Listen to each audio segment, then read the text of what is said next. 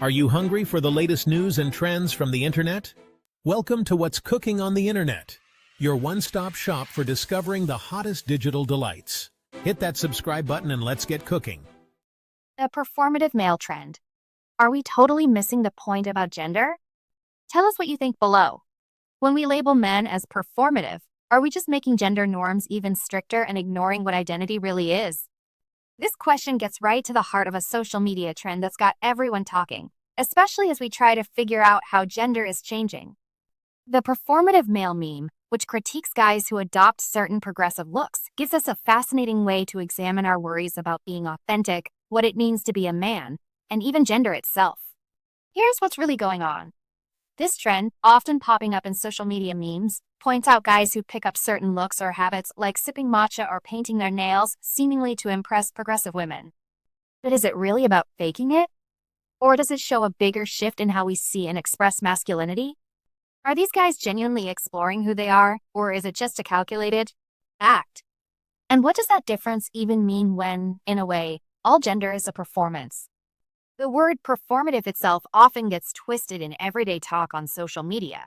It usually means someone's being insincere or virtue signaling, but in queer theory, especially thanks to Judith Butler, the idea is that all gender is inherently performative. That means being a man or woman isn't some natural state.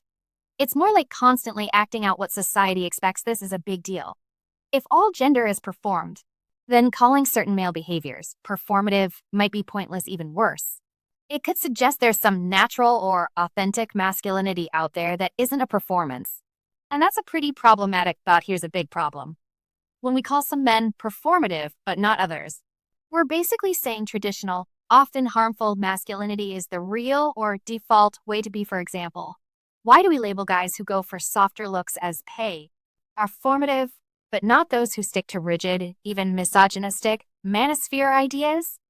Aren't they also performing a specific kind of manhood, just a different one? This picking and choosing can accidentally strengthen the very gender roles we say we're fighting against, making it tougher for men to truly explore who they are beyond tight boundaries.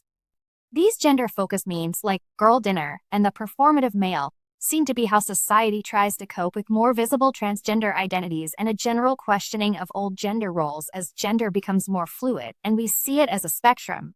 There's this subconscious push to put things back into neat categories and binaries. Maybe it's just a way to make sense of a world that's changing fast. This also ties into heteropessimism, a growing feeling of disappointment with straight relationships, especially among women, which just makes our views and critiques of male behavior even more complicated beyond the jokes or quick critiques. The performative male trend really shows how much society struggles to grasp the complexities of gender today, with social media algorithms pushing certain stories and creating echo chambers. It's easy to slap simple labels on complex human behavior.